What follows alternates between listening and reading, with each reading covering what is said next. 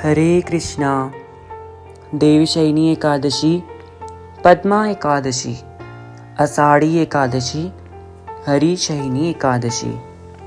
सुप्ते त्वयि जगन्नाथ समत्सुप्त भवेदिदं विबुद्धे त्वयि बुंच जगत् सर्वचराचरम्।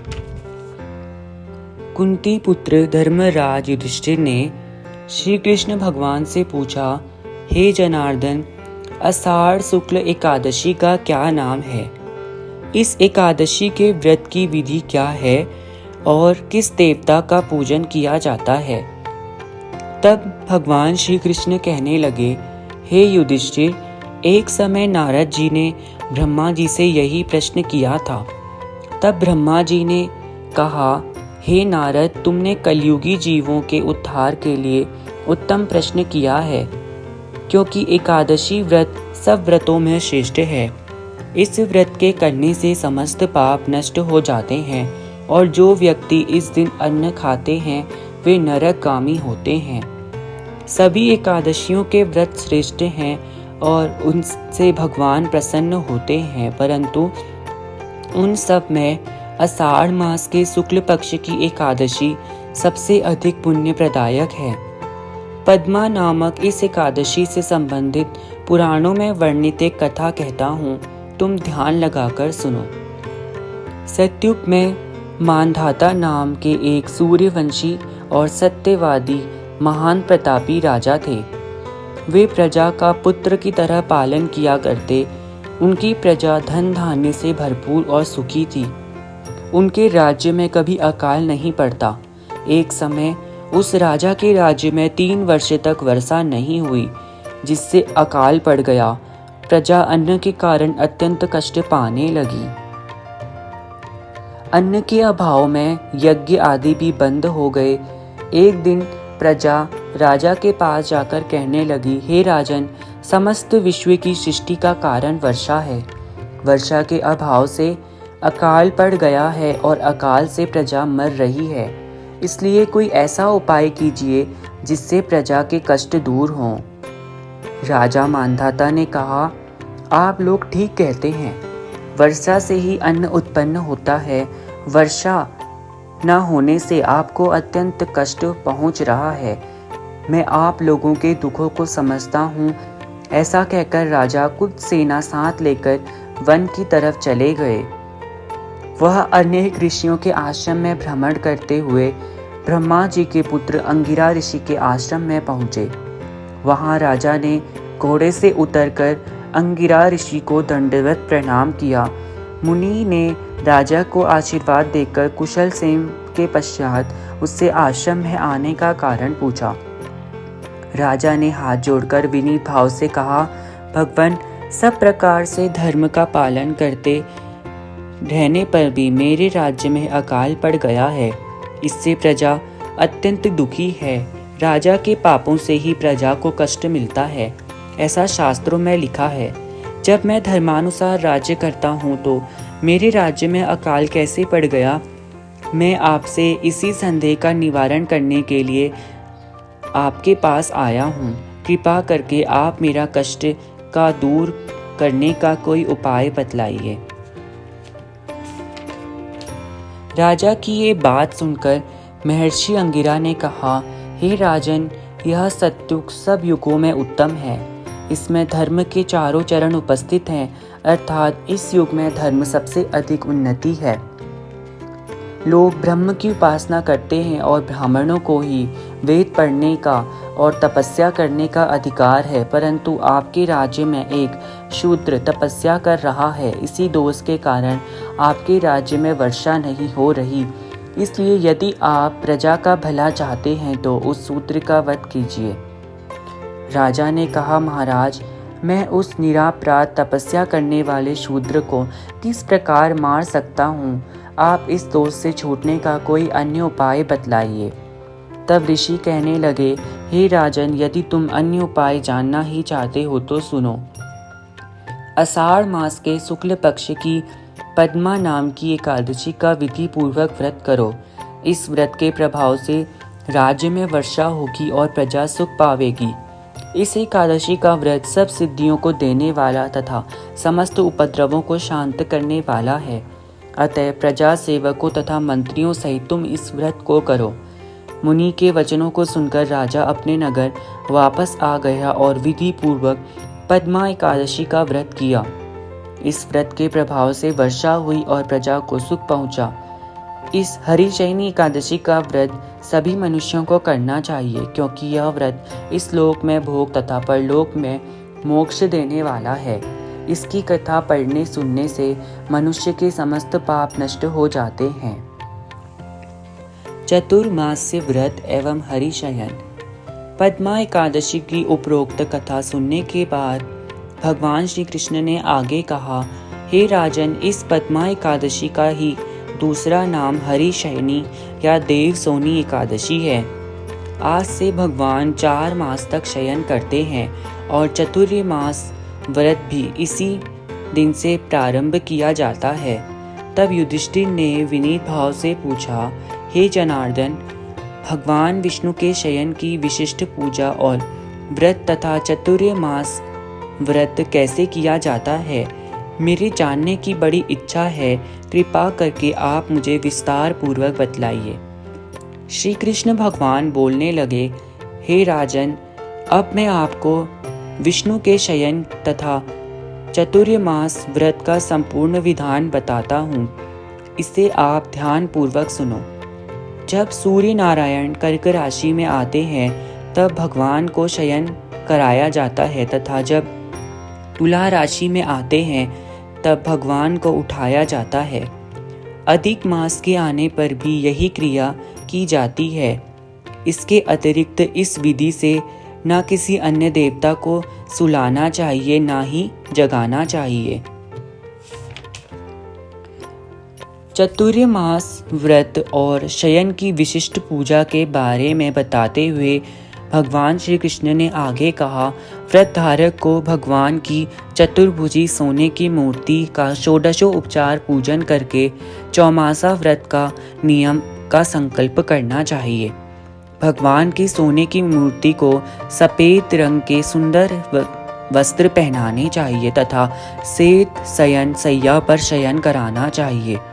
धूप दीप नैवेद्य आदि से भगवान का षोडशोपचार पूजन कर पंचामृत से स्नान कराकर कहें, हे ऋषिकेश, आपको नमस्कार है।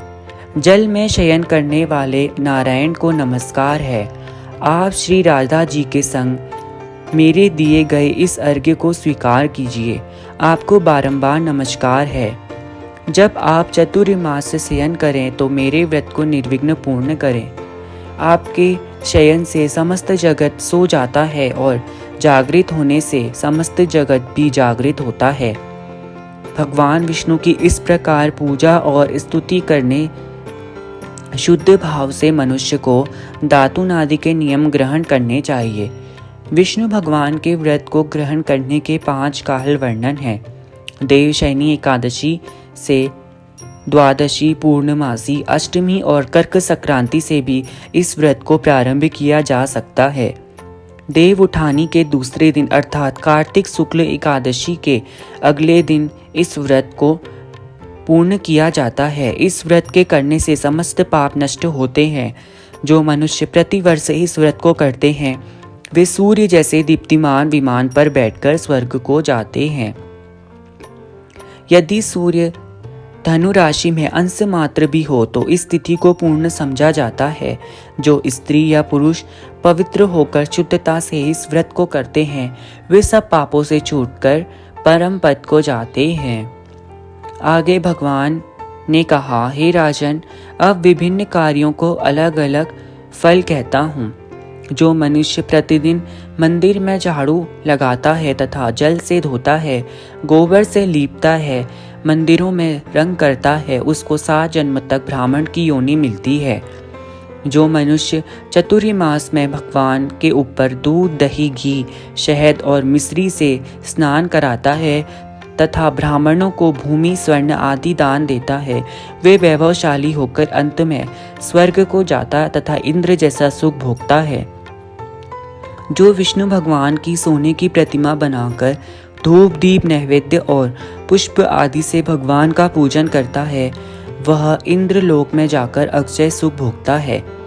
जो तुलसी जी से भगवान का पूजन करते हैं या स्वर्ण की तुलसी ब्राह्मणों को दान देते हैं वे सोने के विमान पर बैठकर परम गति को प्राप्त होते हैं। जो मनुष्य भगवान की प्रसन्नता के लिए भूमि का दान करते हैं उस पर भगवान प्रसन्न होते हैं, क्योंकि भूमि का दान अक्षय फल देने वाला है। इसका फल प्रलय काल तक मिलता है।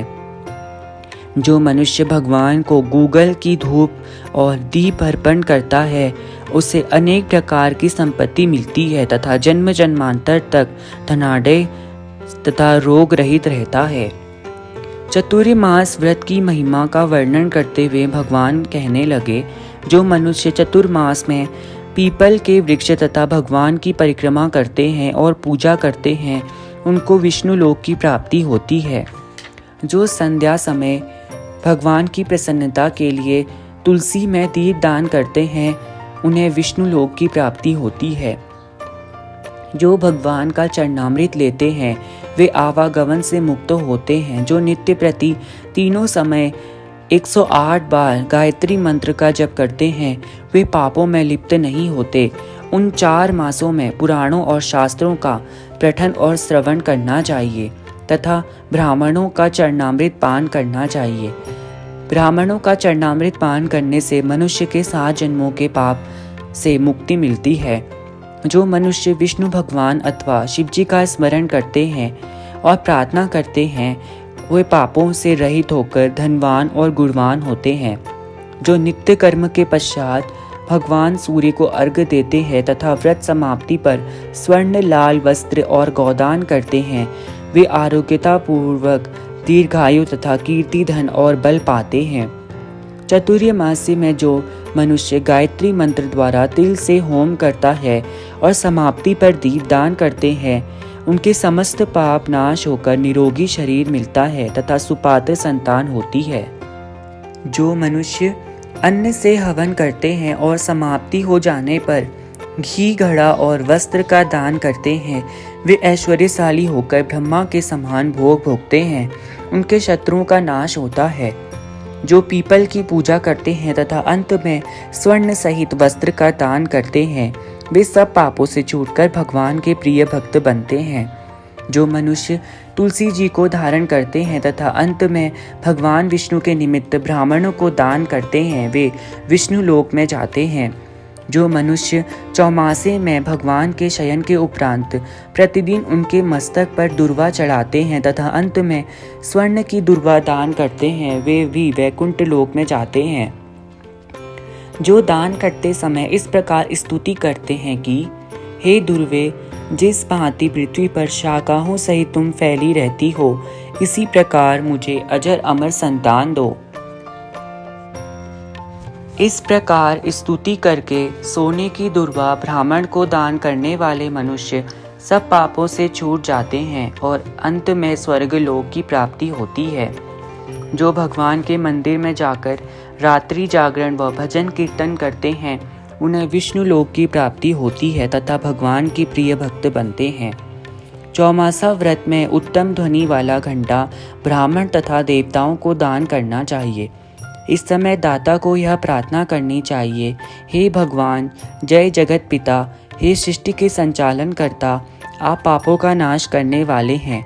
आप मेरे न करने योग्य कर्मों तथा करने योग्य कर्मों से जो पाप उत्पन्न हुए हैं उन पापों को नष्ट कीजिए।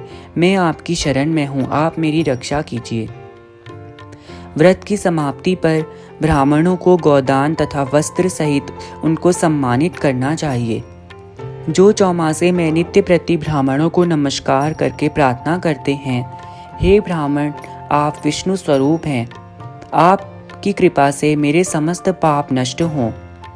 जो ऐसा करता है उनके समस्त पाप छूट जाते हैं और उनका जीवन सफल होता है। वही अपने जीवन में धनवान तथा दीर्घायु होते हैं।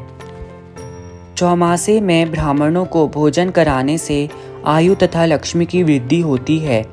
जो मनुष्य स्वर्ण का सूर्य बनाकर उत्तम ब्राह्मण को दान देता है उसका फल 100 यज्ञों के समान होता है।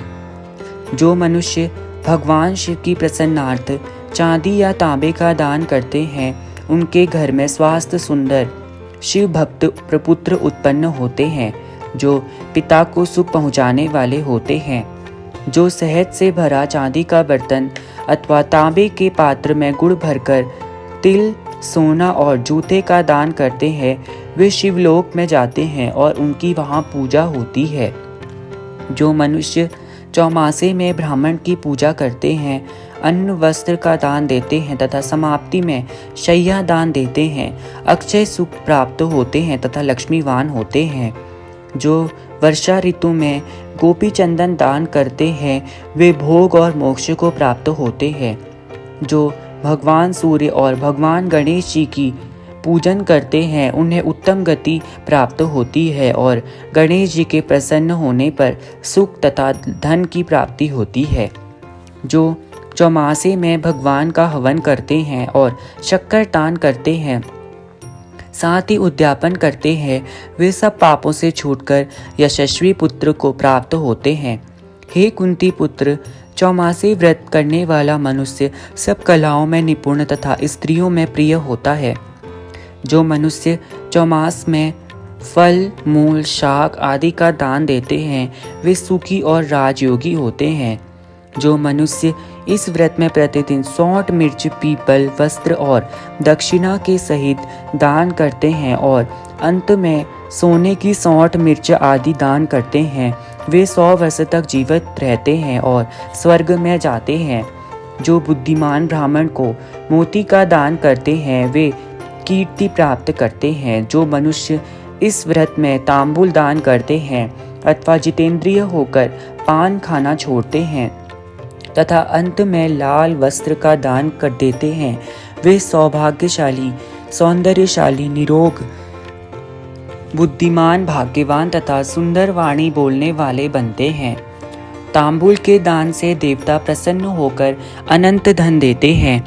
जो मनुष्य इस व्रत में भगवती लक्ष्मी जी और भगवती पार्वती जी को प्रसन्न करने के लिए हल्दी का दान करते हैं और अंत में चांदी के पात्र में हल्दी भरकर देते हैं, ऐसी स्त्रियां अपने पति के साथ और पति अपनी पत्नियों के साथ सुख भोगते हैं।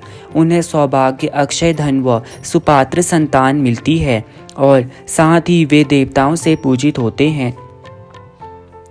जो मनुष्य इस काल में भगवान शिव और भगवती पार्वती जी की प्रसन्नता के लिए ब्राह्मण, स्त्री तथा पुरुष का पूजन करते हैं, दक्षिणा, वस्त्र और स्वर्ण दान करते हैं और आरंभ में पार्थिव पूजन कर शिव की स्वर्णिम प्रतिमा बनाकर दान देते हैं, बैल का दान करते हैं, उन्हें संपत्ति और कीर्ति दोनों की प्राप्ति होती है।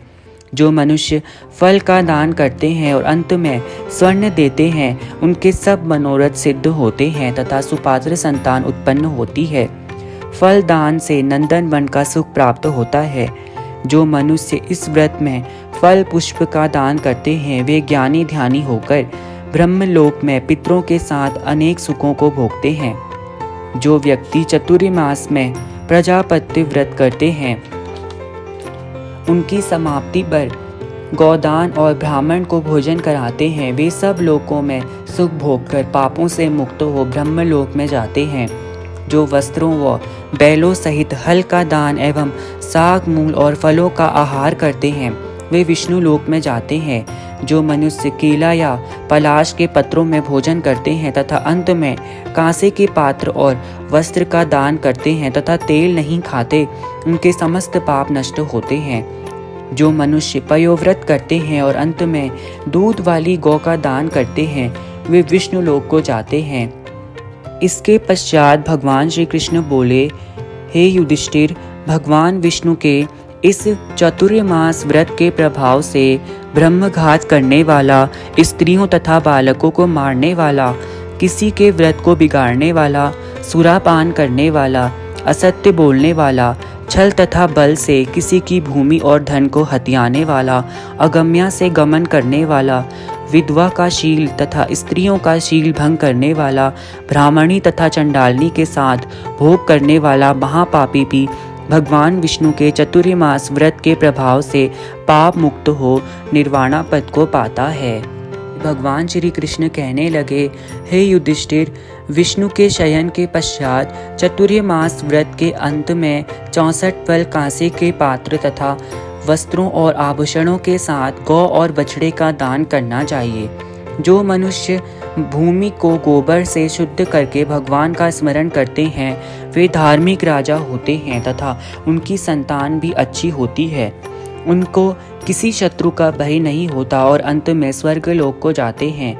चतुर्मास व्रत के में जो नित्य प्रति भजन कीर्तन करता है तथा अंत में ब्राह्मणों को भोजन कराते हैं उन्हें शिवलोक की प्राप्ति होती है। जो एक समय भोजन करता है तथा अंत में निराहार रहते हैं और भूखे को भोजन कराते हैं, भक्ति पूर्वक भगवान का पूजन करते हैं, वे भगवान के भक्त होकर परम पद को पाते हैं।